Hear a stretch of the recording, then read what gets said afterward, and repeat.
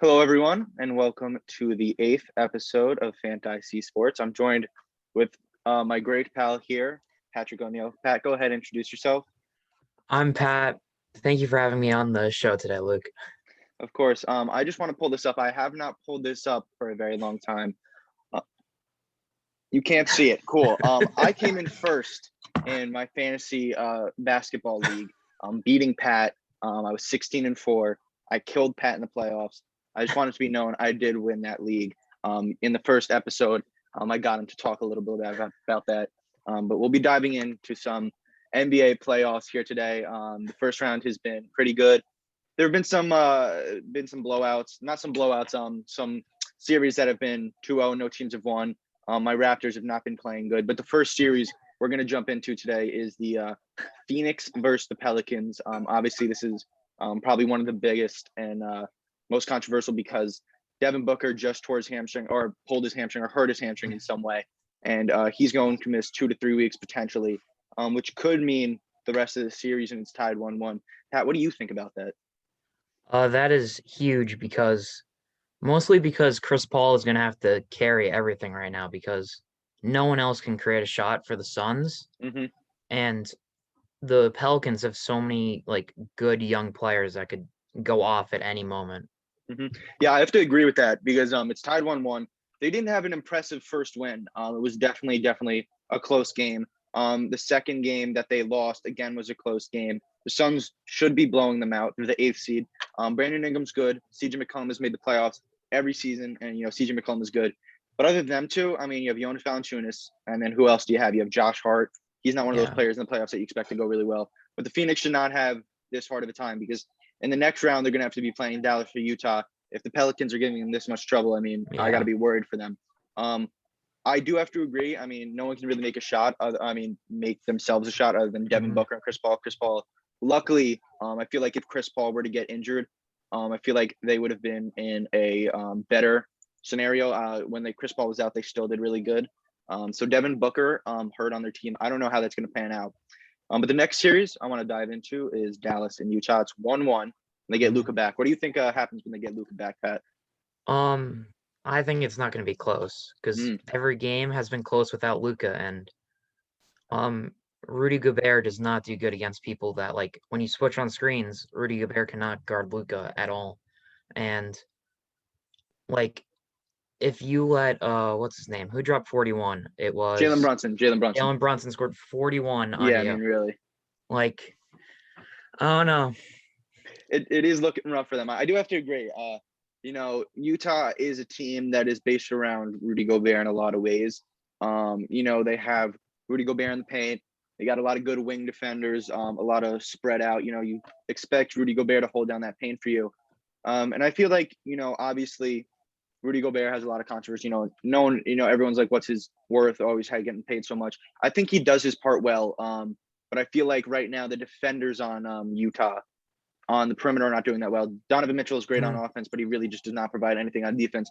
And I'm gonna have to agree. When they get Luka back, I think that series over. I yeah, really do. I mean, Luka is so good. Jalen Brunson dropped 41. He's played really good. They yeah. have Spencer Dinwiddie still, and I mean, it just seems like a better team overall. It sucks that they don't have Tim Hardaway because they need better spacing Hmm. though. That's something that I noticed is going to be hard in the second round. Yeah. Pat, let's get into your favorite team now. We're going to get into the Western. We're obviously going in the Western Conference, but Pat's a huge Denver Nugget fan. Loves Nikola Jokic, and they're down 2-0 right now to Golden State. I want to say that I am a little shocked. Pat, what do you have to say? What do you have to say? I know you're gonna have a Um, lot to say. well, we can't guard anyone, first of all, at all. Every time I see Jordan Poole do a move, it goes in. And then it's kind of hard because they know they go every single time they're in a zone and they double and triple Jokic, and they know nobody can make an outside shot. I don't think Hmm. Aaron Gordon has made a three this whole series, and Will Barton took 15 shots and only scored 12 points. So that's the second and third best player. Yeah, no, Aaron Gordon, I think he had 9 points last game. Yeah. He played awful, and when they traded for him initially, I was like, oh, that's a really good trade. because he was just playing good with the Magic. And Mhm. then like he came to the Nuggets, like literally like he doesn't know how to play basketball. It's ridiculous. But Golden State just like dropped their death lineup is what they Yeah, called it on social media, which is Curry, Poole, Wiggins, and Clay, Draymond. yeah, Clay and Draymond. And that, I mean, that is just not only a great defensive team with Wiggins Mhm. and Draymond and Clay, but I mean the offense on that team is just as good. And Golden Yeah, State may be the third seed, and they may have not had the best second half of the season, but I mean they're just a scary team. And the thing that sucks about Denver is they don't have Jamal Murray or Michael Porter, and yeah. they were hoping for one of them back, but they didn't get No. either of them back. What do you think about those injuries? What do you think about next year? Next year should be a lot of fun because I get to see Jamal Murray cook everyone. And then, but uh Michael Porter Jr. does have back problems. He's always Yeah. had them. Hmm. So it's something to expect with him. But back to Golden State with their death lineup, it's also how the other team's gonna have to play them too, because Yeah. they're gonna have to go small against that team because your center's not gonna keep up with it. Like it's difficult for Jokic to keep up with Yeah. Steph, Clay. So like if they were a good if say like Memphis wins, they're not Yeah. gonna be able to play Jaren Jackson Jr. that much Hmm. because how is he gonna keep up with Clay? Like they're just gonna be running all over the place Yeah. and they don't really drive that much and he's he Shot blocks blocker. shots. Yeah, Yeah. he's a shot blocker, definitely. I do have to agree with that, actually. That was a really good point that I didn't think of. Memphis versus Minnesota is the next series in the Western Conference. If one of those teams wins, that's going to be rough. Also on Memphis that I noticed was Steven Adams, who was pretty good during the regular season. He played 3 minutes last game. He's They just have rotated him out of the playoffs for no for what reason I can't understand. He had a pretty bad game the first game. He had 3 points and mhm, 3 rebounds in like 30 minutes. But I just thought it was pretty interesting that they rotated him out of the lineup completely and they wound up getting a win. So that's the next series. mhm. Memphis and Minnesota. It's tied 1-1. The first game, I don't remember. John Morant did or did not play. He played. He did play. Mhm. Um, and they lost. Carl Anthony Towns, D'Angelo Russell, and Anthony Edwards are really good. Anthony Edwards had like 40 points or 39 points. Yeah, he had Um, 36. 36, yeah, 36 the first game. That's a team that is a shaky seventh seed. I Mhm. love to watch them because I love Anthony Edwards, D'Angelo Russell, and Carl Anthony Towns, but it's just so frustrating to see them not like be a good team. Uh, because they're just like the players on that team are so cool. Like I don't know how to Oh. explain it, but it's just like it sucks that they're not a good team. Like they're just not like I'd be very, very shocked if Memphis didn't pull this out. Memphis Mhm. is a really complete team. And that's a really good point that you make for the next series against Golden State because I mean I personally don't see Denver pulling that out. I I'll know have you're hopeful. faith, but I I don't know. know. I don't know. Um, but I definitely see Memphis coming out on top of this. Who has shocked you in that series? Who has like been a surprise player? For the Memphis series, Yeah, Memphis, Minnesota, 1-1. definitely, well, not really, but Anthony Edwards scoring Yeah. 36 in his first playoff game. It's very rare to see a player in their first playoff game ever go off like that. And he was just dominant in that game. He was hitting like almost every shot and he's a very good defender too, so Yeah, yeah. I was gonna make that point. I remember I was watching the game actually. That was one of the very few games that I got to watch. He's just so good with like the ball in his hands. mhm. I expect when he first got drafted, there was a lot of like cloudy surrounding his him going over James Wiseman and LaMelo Ball, but Huh, a lot of people had bust written on him, and he is one of the best scorers I've ever seen from ball. He's yeah. just so good sidestepping, stepping back, just so flowy, like driving to the basket. It's crazy. Mhm. But yeah, no, I definitely have Minnesota winning that. It's crazy. I'm pretty sure it was Anthony Edwards, Tyrese Maxey, Jordan Poole, and I don't know who the fourth one is that scored 40 or 30 plus. Um, I don't know. Wait. Yeah, I'm trying to look right now, but I can't remember. For like young players in the playoffs, Yeah, was it Harrow? it might have been Hero. I think Joel Embiid scored 30. Yeah, I don't know who it was. But regardless, I have Memphis winning that series that covers the West. We're Mm, gonna head over to the East. The first series that we're gonna go with is Miami and Atlanta. I just want to go with my predictions, by the way, that I had mhm. said in the earlier episode.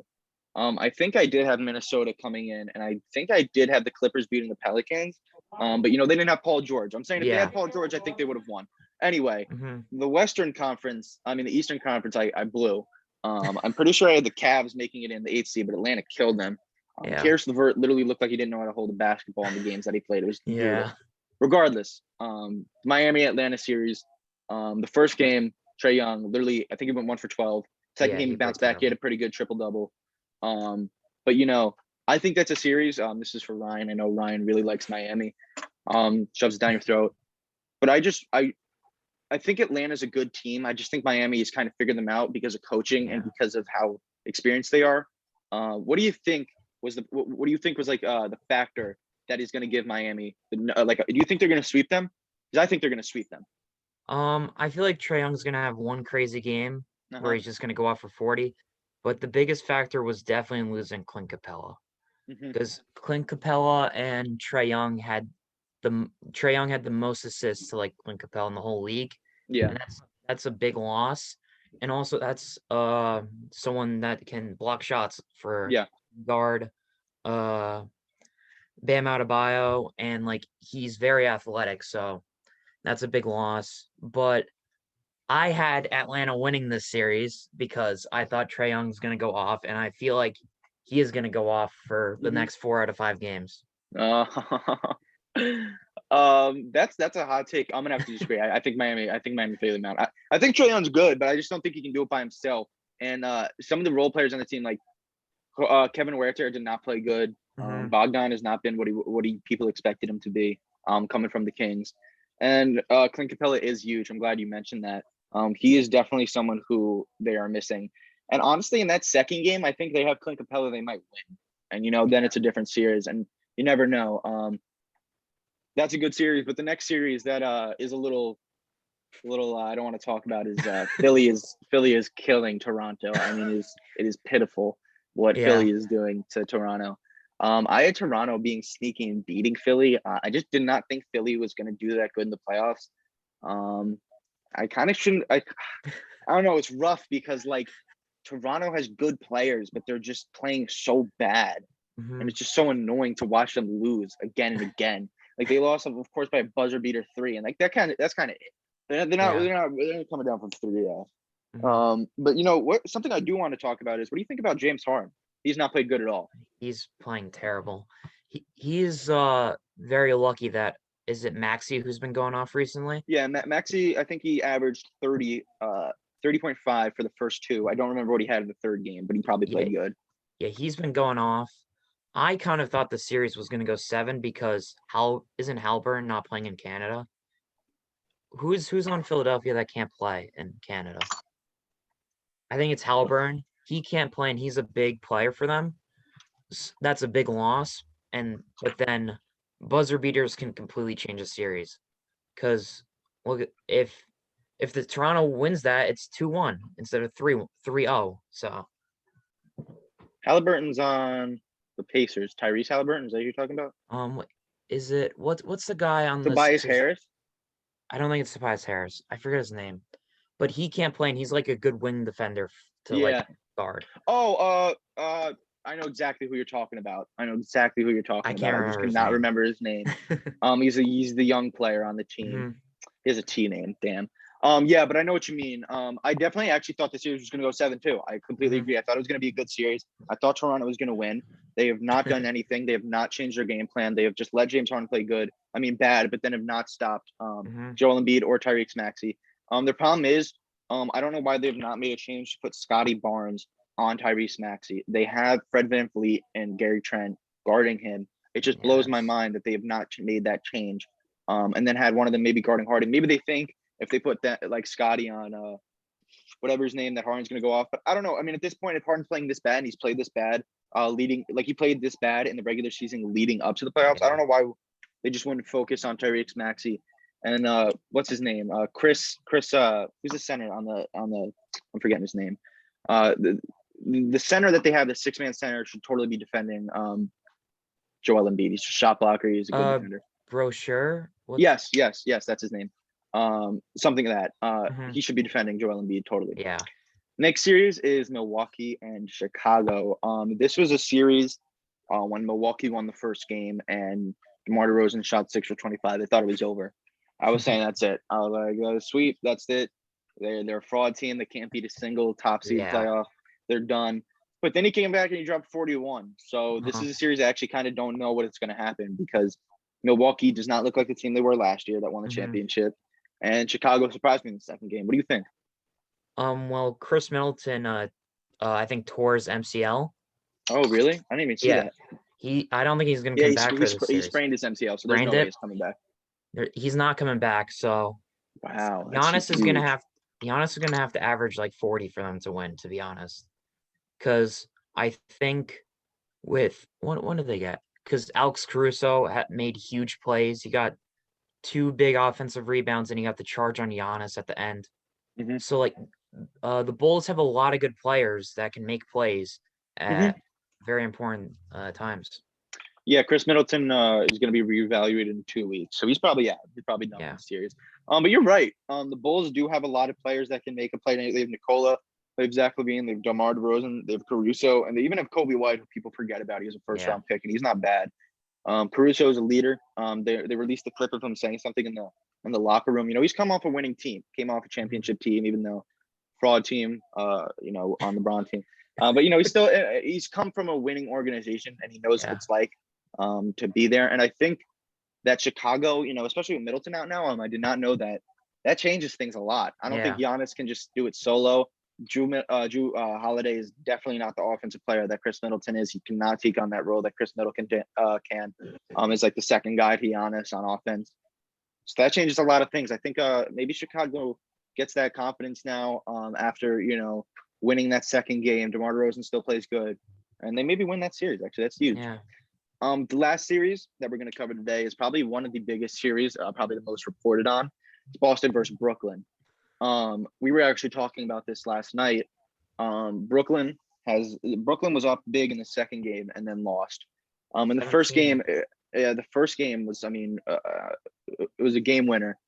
Yeah. It was so close. And, overall, I just see that Boston pulling this out. They're a better team in general.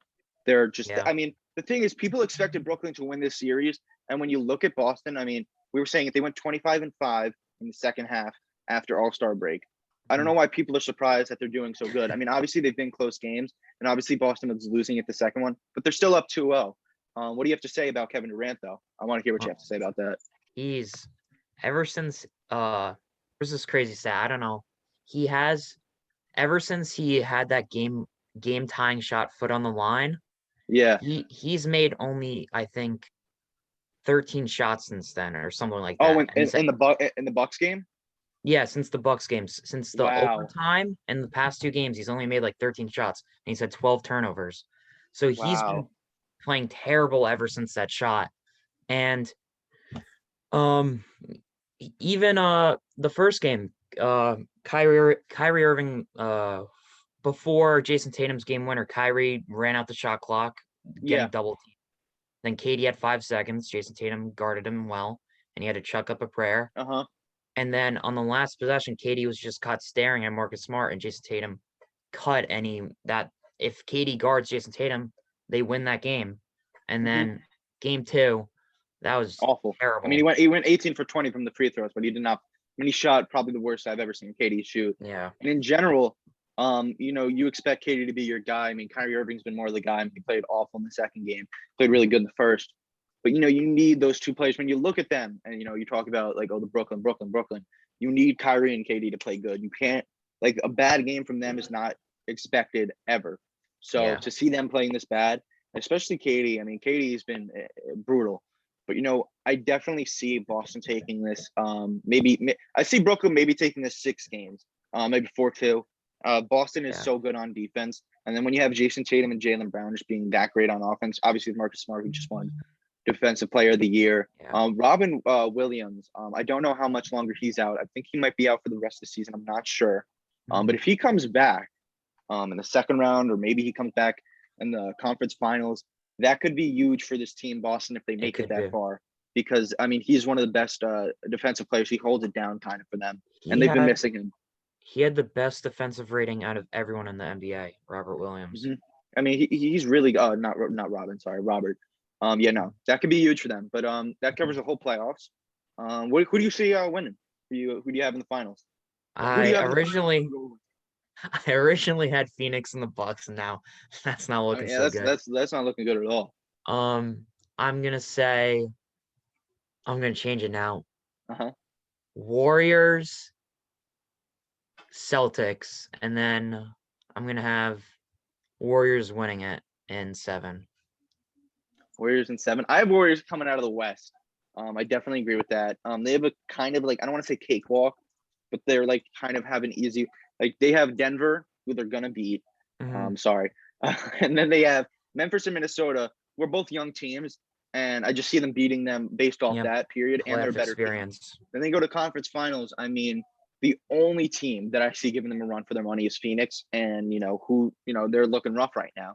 Mhm. So I see them making it to the finals. I don't know who they're going to play in the Eastern Conference though. Um, Philly looks so good right now, Yeah. but Boston also looks pretty good. They just look a little Offense. messy on offense. Yeah, sorry. So I'm gonna have to go Warriors Philly, and then Oh, I'm gonna say Warriors win it in 6. That's what I'm saying. That's my okay. prediction. But that's all I have for the playoffs. I thank you so much, Pat, for joining me here today. It was a Thank you pleasure. for having me here. Of course. I did want to mention that on next Tuesday, I'm going to be having my cousin to discuss baseball. I hope you all enjoyed today's episode. And again, thank you, Pat. Tune in next Tuesday.